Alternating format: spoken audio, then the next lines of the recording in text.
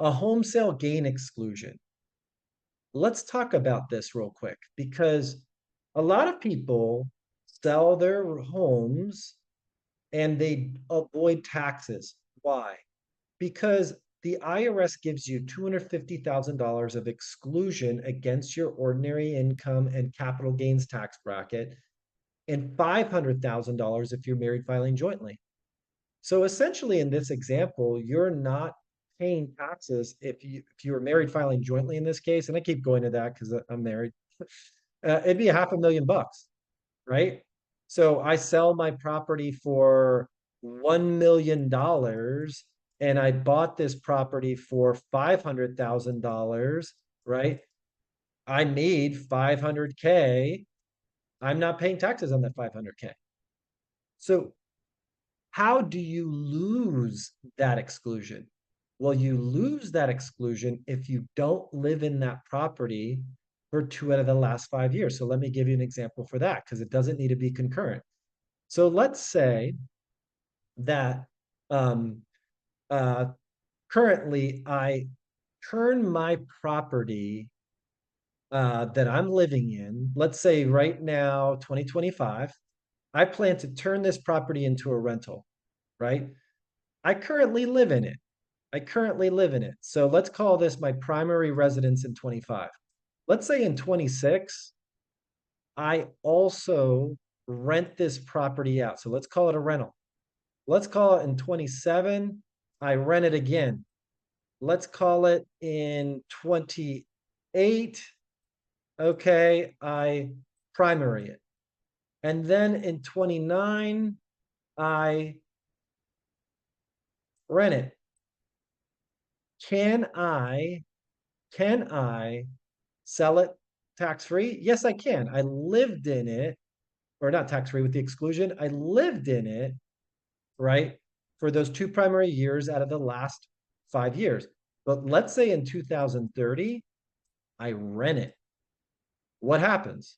Well, this year falls off, and now I got four R's on the table here. R, R, R, and R. So I only got one primary out of the last five. I've lost the exclusion. Okay. So this is how you can easily lose your exclusion by renting your primary residence out after you've moved out. Um, you can lose the exclusion unless you're planning to go back and live in it. It's tougher to do that, especially with state income tax situations and things like that. It's hard to usually go back. Now, what is then your option? Well, your option would be to do what's called a 1031 exchange on real estate. Essentially, what that does is it says, okay, in that example, I have a $500,000 gain, bought it for 500, it's worth $1 million. Don't want to pay long-term capital gains taxes and net investment income tax on that. I would rather defer that and push that into another property if I sell that home. In this case, what you're basically doing is you're pushing that tax liability, you're kicking that can down the road. So you're buying another property, you're identifying that property ahead of time, selling the current one with the gain, and then it transfers the tax liability to the new property and essentially locks that in until you sell the new property. That's when you would have to pay that gain. You don't pay that gain when you do that transfer to the new property, though. So you avoid that taxation hit by getting that new property and selling that old one through a 1031 exchange.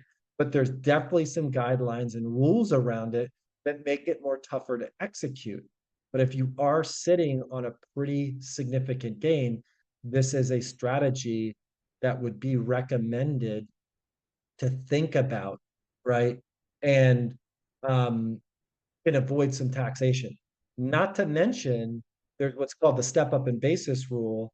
And let's say if you never sold that second property and you deferred that gain into it by executing a 1031 exchange and you passed away, well, the current tax code says that if you pass away, the property value gets what's called a step up in basis to the sorry, the, the cost basis gets a step up in basis to the fair market value on the date of death.